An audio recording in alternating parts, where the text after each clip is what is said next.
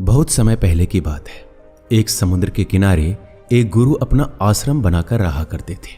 हजारों शिष्य उनके ज्ञान ग्रहण करने के लिए दूर दूर से उनके पास आकर रहते थे। गुरु का ज्ञान देने का तरीका भी बड़ा ही अनूठा था। शुरुआत में वो अपने शिष्यों को उपदेशों के माध्यम से ज्ञान देते थे। उसके बाद वो अपने शिष्यों को उस ज्ञान का अनुसरण करने के लिए कहते थे। उस ज्ञान को अपने व्यवहारिक रूप में उतारने को कहते थे। एक बार उस आश्रम में एक सम्राट अपने बेटे को लेकर पहुंचा।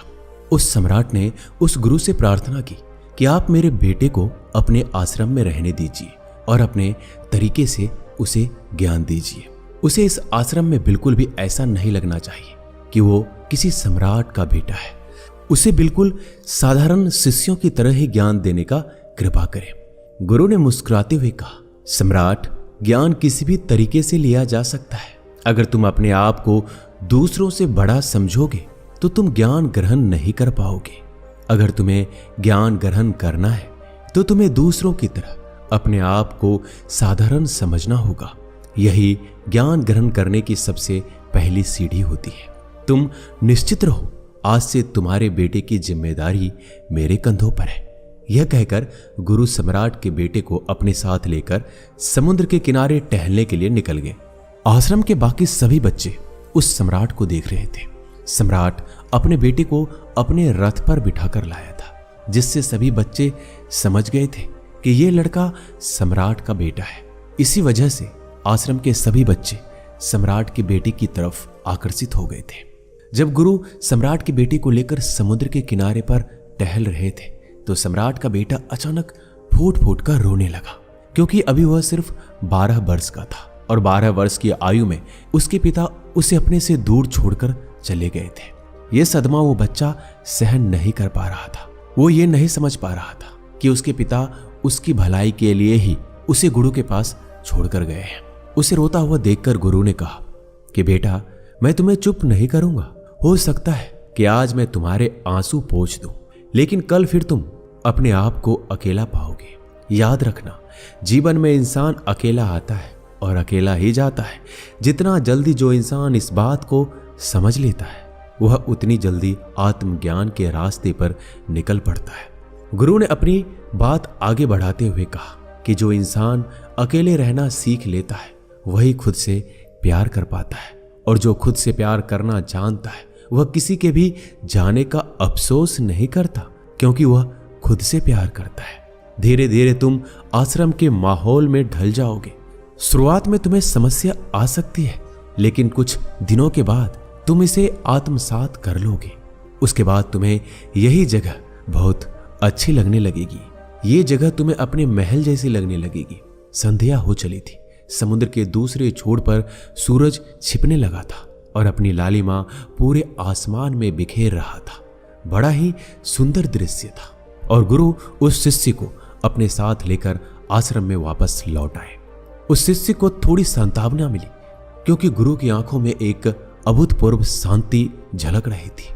जब हम किसी एकांतवासी गुरु की आंखों में वो शांति देख लेते हैं तो हमारे हृदय से भी सारा भार हट जाता है। मन एकदम निर्मल हो जाता है। जब सम्राट का बेटा रात्रि का भोजन करने के लिए भोजन कक्ष में पहुंचा तो आसपास के सभी शिष्य उसके आसपास आने लगे। उन सभी को पता था कि यह सम्राट का बेटा है और अगर हम इससे दोस्ती कर लेते हैं तो इससे हमारा फायदा होने वाला है। यही सोचकर आश्रम के ज्यादातर बच्चों ने उसे घेर लिया था। बस कुछ बच्चे जो अकेले रहने का महत्व समझते थे, जो दिखावे में विश्वास नहीं करते थे, वो उस सम्राट के बेटे के पास जाने की बजाय अपना पूरा ध्यान खाने पर लगा रहे थे और एकांत में बैठकर अपना भोजन कर रहे थे। कुछ दिनों के बाद सम्राट के बेटे की आश्रम के ज्यादातर बच्चों के साथ दोस्ती हो गई। अब वो आश्रम में उन बच्चों के साथ घूमता, उन्हीं के साथ अपना ज्यादातर समय बिताता। आखिरकार सम्राट का बेटा था, सुख सुविधाओं में पला बढ़ा था। आसपास बहुत से दास और दासियां होती थे।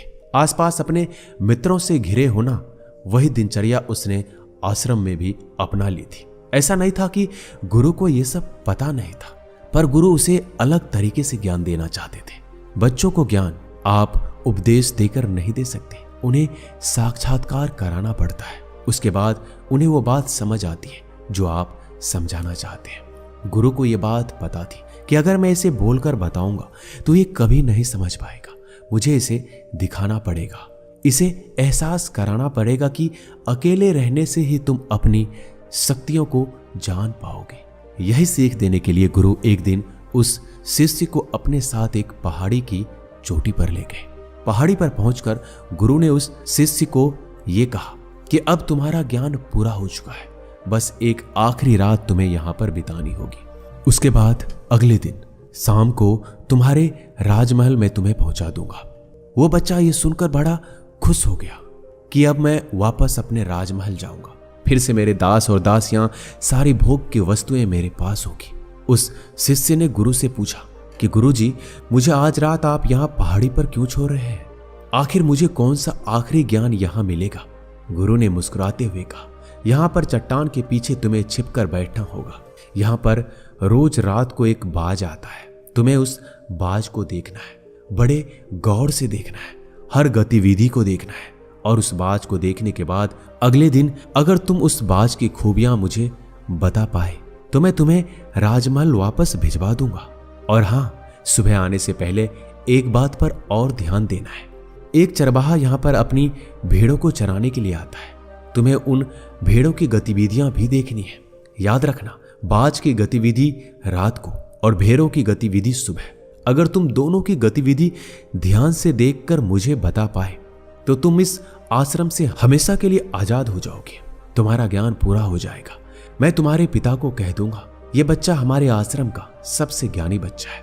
यह कहकर गुरु अपने आश्रम में वापस लौट आए और वो बच्चा वहीं पर उस चट्टान के पीछे खड़ा था, उस बाज का इंतजार करने लगा। काफी वक्त बीत जाने के बाद वहां पर एक बाज अपने बच्चों के साथ पहुंचा। सम्राट के बेटे ने पूरी रात उस बाज की गतिविधि बड़े ही ध्यानपूर्वक देखी, और सुबह होने के बाद जब चरवाहा वहां पर अपने भेड़ों को लेकर पहुंचा तो उसने एक अद्भुत दृश्य देखा। उसने देखा कि वो बाज भेड़ की एक मेमने को अपने पंजों में दबाकर आसमान में उड़ गया। उसने उस भेड़ के बच्चे का शिकार कर लिया था। ये सारा दृश्य देखकर वो बच्चा आश्रम में वापस अपने गुरु के पास पहुंचा। इससे पहले कि गुरु उससे कुछ पूछता, उसने गुरु को प्रणाम करते हुए कहा कि गुरुदेव, आप आश्रम के सभी बच्चों को यहाँ पर बुला लीजिए। मैं सब लोगों को बताना चाहता हूँ कि मैंने क्या देखा। जब आश्रम के सभी बच्चे वहां पर पहुंच गए तो उस सम्राट के बेटे ने कहना शुरू किया कि मैंने अपने जीवन में बहुत से पक्षियों को देखा है, लेकिन बाज उन सभी पक्षियों में सबसे अद्भुत और सबसे अलग होता है। उदाहरण के लिए, एक तोता हम सभी ने देखा है। तोता बोलता तो बहुत है लेकिन कभी ऊंचा नहीं उड़ पाता, लेकिन एक बाज जो कि हर समय शांत रहता है, उसे आकाश को भी छू लेने का सामर्थ्य होता है। जब भी एक बाज अपने शिकार को निश्चित कर लेता है तो वह उसी शिकार पे अपनी नजर गड़ाए रहता है, चाहे वो कितनी भी ऊंचाई पर क्यों ना हो, चाहे कितना भी तूफान क्यों ना आ जाए, लेकिन वह अपनी नजर हमेशा अपने लक्ष्य पर स्थिर रखता है। आज सुबह जिस बाज को मैंने देखा, उसने हर भेड़ को अपना शिकार नहीं बनाया, बल्कि उस भेड़ के झुंड में से उसने उस भेड़ के मेमने को अपना शिकार बनाया। उस बाज की तरह हमें भी अपना ध्यान अपने ही एक लक्ष्य पर स्थिर रखना चाहिए। चाहे कितनी भी अड़चने क्यों ना आए, हमें अपना लक्ष्य स्पष्ट दिखाई देना चाहिए। 5-10 अलग अलग लक्ष्यों में अपनी ऊर्जा बर्बाद करने की बजाय हमें किसी एक लक्ष्य पर पूरी एकाग्रता के साथ ध्यान देना चाहिए। तीसरी बात जो मैंने उस बाज से सीखी, जो हम सभी को सीखना चाहिए, कि बाज कभी भी दूसरे पक्षियों के साथ नहीं उड़ता, वो हमेशा आकाश में अकेला उड़ता है। इससे हमें ये सीख लेना चाहिए कि हमें कभी भी छोटी सोच वाले लोगों के साथ नहीं रहना चाहिए। आखिरकार हम भी वही बन जाते हैं जिनके साथ हम रहते हैं। इसलिए या तो बड़ी सोच वालों के साथ रहो या फिर अकेले रहो, क्योंकि जब हम अकेले रहते हैं तब हम खुद की ताकत और खुद की कमजोरियों को जान पाते हैं। कमजोरियों को जानकर उनको दूर कर सकते हैं और अपनी ताकत को जानकर उसका सही इस्तेमाल कर सकते हैं। लेकिन वो तभी संभव होगा जब हम अकेले रहना सीखेंगे। चौथी सीख जो हमें एक बाज से लेनी चाहिए कि एक बाज हमेशा अपनी सीमाओं से ऊपर उठकर उड़ता है।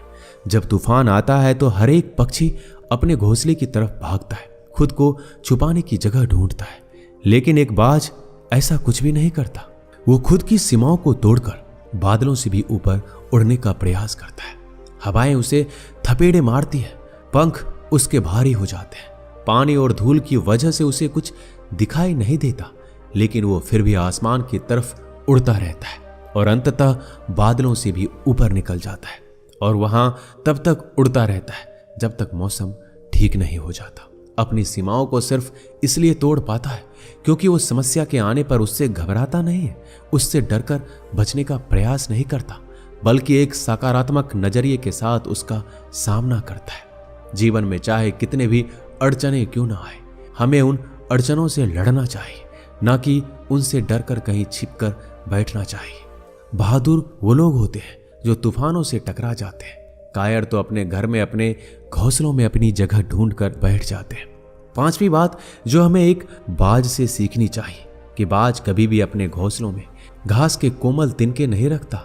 जो तिनके कोमल होते जाते हैं वह उन्हें निकाल कर फेंकता रहता है। उसी तरह चाहे कितनी भी आरामदायक जिंदगी आपको मिले, लेकिन उस आराम से उठकर अपने आलस्य को तोड़कर जीवन में मेहनत करते रहना चाहिए। जीवन में पसीना बहाना चाहिए, शारीरिक मेहनत करनी चाहिए। अपने घोंसले से कोमल तिनके उठाकर फेंक दो और आज ही अपने आलस्य को तोड़कर निकल पड़ो। हर दिन अपने आप को चुनौतियां दो, हर दिन मुश्किलों से लड़ो, क्योंकि वही मुश्किलें तुम्हें मजबूत बनाएगी। जंगल के राजा शेर को भी झुंड बनाकर शिकार करते हुए देखा जा सकता है, लेकिन बाज हमेशा अकेला शिकार करता है, क्योंकि वो जानता है कि भीड़ हौसला तो देती है मगर साहस छीन लेती है। आदमी को हमेशा अकेले ही आगे बढ़ना होता है। यही कारण होता है कि वो जल, थल और नभ सभी जगहों पर अपने शिकार का परचम लहरा सकता है। बाज की उम्र लगभग 70 साल की होती है, लेकिन 40 साल में उसका शरीर बूढ़ा हो जाता है। नाखून उसके पैरों में धंसने लगते हैं, पंख उसके शरीर में चिपक जाते हैं, उसकी चोंच मुड़ जाती है, उसका शरीर भारी हो जाता है। ऐसी स्थिति में शिकार करना तो दूर, उड़ने की भी हालात नहीं रहती। ऐसे में उसके पास सिर्फ 2 विकल्प होते हैं।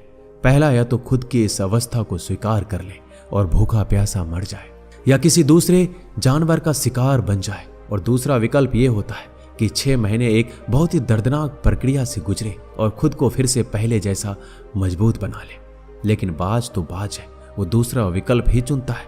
इसके लिए वो खुद को एक बहुत ही ऊंचे पहाड़ पर ले जाता है, जहां वो पहले अपने चोंच से अपने सारे पंख खींच खींच कर उखाड़ देता है और फिर चट्टान पर पैर मार मार कर अपने पंजे तोड़ देता है।